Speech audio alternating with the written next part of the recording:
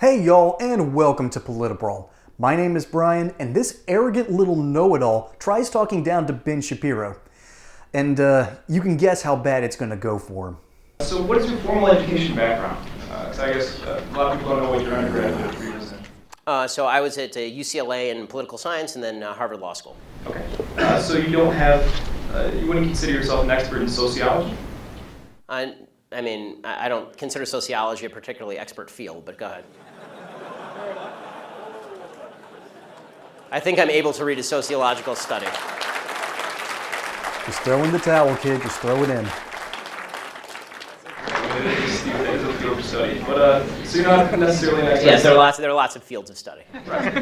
Well, what I'm getting at is there's a lot of topics. Let's put it this way, I know a lot less about welding than I do about sociology. Same. What I'm getting at is that you're not considered an expert in sociology, psychology, gender studies, lesbian dance theory, many of these things that you've brought up tonight. I know a lot more about all those others than lesbian dance theory. As far as, if you want to take issue with the argument, I would urge you not to use the argument from authority, which is somebody has a PhD by their name, they know what they're talking about. That's a dumb argument. What I'm trying to get at is that the fact that you have any other further education in any of these topics or any of these fields of study. I don't need a 7-year degree in sociology, no bullshit when I hear it.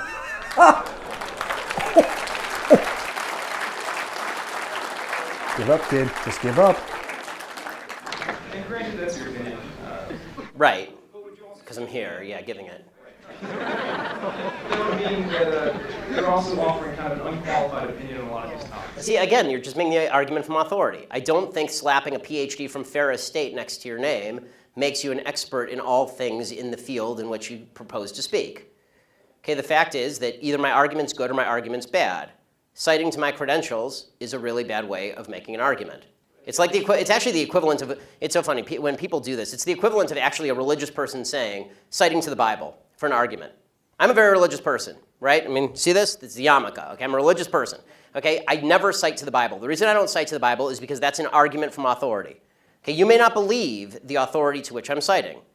I don't believe the authority to which you're citing. So you're going to have to make me an argument as to what I'm saying that's wrong instead of just saying I don't have the properly enumerated degree from the institution of your choice. Oh boy, there is a lot to unpack here, and I do mean a lot. Okay, so let's start off with the one right there at the end.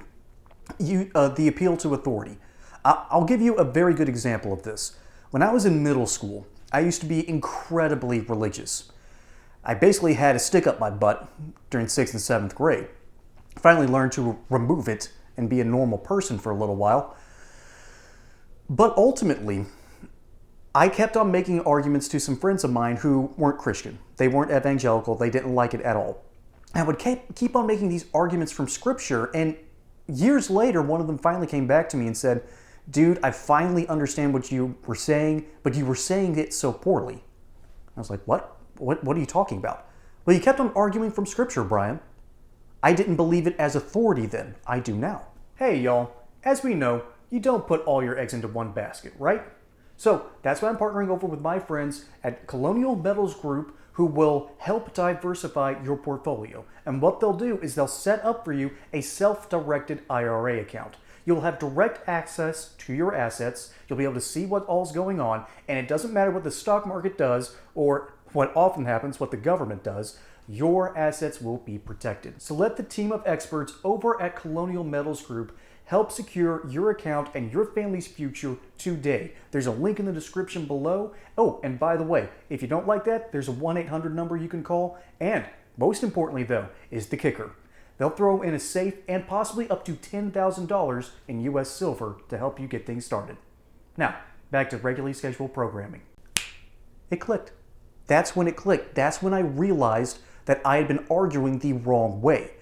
Appealing to authority is incredibly stupid because the person apart from you, the person on the other side of the aisle, might not take that authority seriously. And then, even then, because I'm a part of this, what I like to call the credential generation. This kid who is clearly a midwit, he's smart enough to be articulate, dumb enough to believe everything everyone else has told him. And so he's out there thinking, well, Ben, you really need to cite your sources on that. Kid, I can guarantee you if Ben Shapiro were to cite his sources and be 100% correct, you would still disagree with them. That's problem number 2, something that I constantly now deal with in real life. Or at least online. Online ain't real life, no matter how much Brad Paisley's song works. But I keep on running into people. I'll even have sources ready. For instance, I've had on my phone a Time magazine article on a continual tab in Google Chrome. I've had this tab for 3 years. I've had multiple people when they ask me, Brian, what do you believe about the election? I give them the Time magazine article, where people, mainly major corporations working with the sports media and working with other forms of media to get out the vote. There was a subliminal messaging going on at that time during the 2020 election. It's get out the vote and don't vote for Trump. That's what this article will prove. And Time magazine was bragging about this. The swagger going on inside of an article was absolutely mind-numbing. So what does that have to do with Ben Shapiro talking down to this arrogant little kid? Well, this arrogant little kid refused to allow Ben Shapiro to have his moment and talk about something which he clearly has a better understanding of than, the student does. Usually, when you're a student, it behooves you to listen to your teacher. Ben Shapiro is teaching here. And so, what's really going on? It's not just the appeal to the authority. It's not just an attempt for credentials. This is a warped education system coming to life right before our eyes. This student thinks he's not just correct, he thinks he knows more than Ben Shapiro, who has been to Harvard Law School. I can't get into Harvard.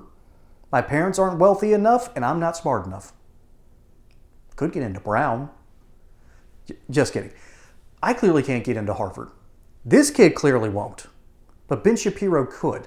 That automatically means you should listen to him when you're talking, right? Well, not exactly.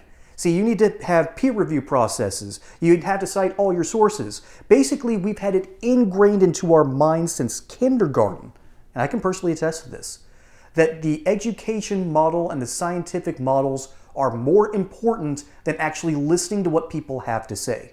It's more important than listening to perspectives. That's what the education complex has done to us kids, and it's quite literally put a cap on our abilities to think. They didn't just rob our creativities in schools. They capped our ability to think and to reason. What we have done to our education system and through our education system does not require a bottom-up uprising or taking our ball and going home. We aren't going to save it by making new schools. No. There's too many problems, too many issues. It has to come from the top down. That's just the reality. We've got to stop looking at the Department of Education as an evil dragon, and instead a dragon that can be tamed and ridden upon and used for better benefits for this nation. It has to be from the top down. Because students like this, professional midwits, if you will, are clearly smart enough to reason, clearly smart enough to articulate, but not smart enough to use that reason and that wisdom. They have no concept of it. That's what our education system is doing to our kids. And it's gross. And it's hurting us. But those are my thoughts. Let me know your thoughts down in the comments. Till next time, y'all have a good one.